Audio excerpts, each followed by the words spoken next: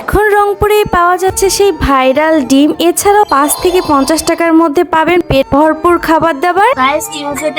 আসসালামু আলাইকুম everyone, it's me স্মৃতি ফ্রম মাই পেজ স্মৃতি Rahman. Welcome to my new another video. তো সেদিন আমি খুব সুন্দর একটা ড্রেস পরে রেডি হয়ে ঘুরতে চলে গেছিলাম। আর কি খাবো ভেবেই পাচ্ছিলাম না। এরপর আমি তো চপ অনেক পছন্দ করি, তাই চলে গেলাম সেদিন চপ খাইতে। আর ওখানে গিয়ে শুনলাম এখানে নাকি সেই ভাইরাল ডিমটা পাওয়া যায়। আর দেরি না করে অর্ডার দিয়ে বসে পড়লাম। এখন দেখা যাক কেমন হয় টেস্ট। কথা বলতে বলতে কিন্তু আমাদের ডিম চলে আসলো। আমি যেহেতু হাঁসের ডিম খাই না, তাই আমি নিয়েছি দেশি মুরগির ডিম। তোমরা চাইলে এখানে ব্রয়লার, হাঁস সহ সব রকমের ডিম পেয়ে যাবা। আমি তো ট্রাই করার জন্য অনেক এক্সাইটেড ছিলাম আর ট্রাই করেও ফেললাম। বিশ্বাস করবা না, এত মজা লাগছে। আমি কখনোই এভাবে ট্রাই করিনি। এত ভিডিও দেখেছিলাম, বাট অনেক ইচ্ছা ছিল ট্রাই করার, কিন্তু আমি একটু অলস, তাই আর কি নিজে বানানোর এনার্জি হয়নি। তো তোমরা যারা আমার মতো অলস, এখনো নিজে বানায় ট্রাই করনি, তারা এখানে গিয়ে খেতে পারো। খুবই ভালো লাগছে আমার কাছে। ডিম খেতে আমি এমনিতেই কম পছন্দ করি, বা এভাবে খেলে কিন্তু একসাথে 2-3টা ডিমও খাওয়া যাবে। এরপরে ওখান থেকে আমি নিয়ে নিলাম ছোলা বুট, সাথে মিক্সড ছিল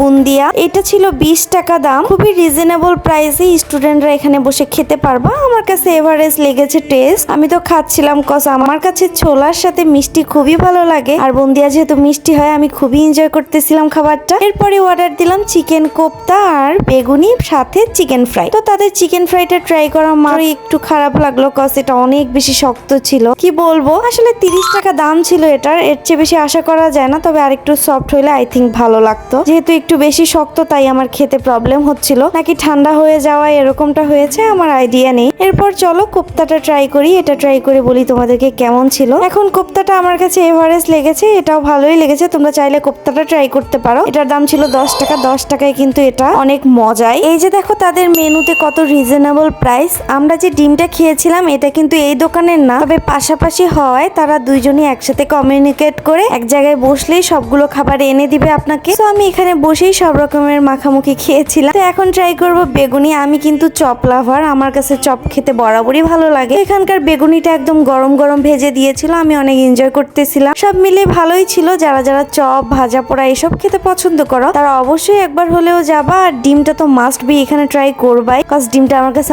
অনেক ভালো লেগেছে। তো এখন চলো তোমাদেরকে বলে দেই এখানকার লোকেশনটা। এটা ছিল গ্র্যান্ড হোটেল মোড়ে, বিএমপির গলির অপোজিট সাইডে। গ্র্যান্ড হোটেল মোড় থেকে একটু সামনের দিকে আসলেই তোমরা এই দোকানগুলো দেখতে পাবে হাতের ডানে। তো এখানকার নামটা দেখো, নামটা দেখলেই চিনতে পারবে। আই থিঙ্ক ডিটেলসে বলতে পারতেছি না, ভালোভাবে আমিও আসলে এই জায়গাটা চিনি না। তো আজকের ভিডিওটা এই পর্যন্তই। কে কোন জায়গা থেকে দেখতেছো অবশ্যই কমেন্ট করে জানাবো। টাটা, আল্লাহ হাফেজ, আসসালামু আলাইকুম।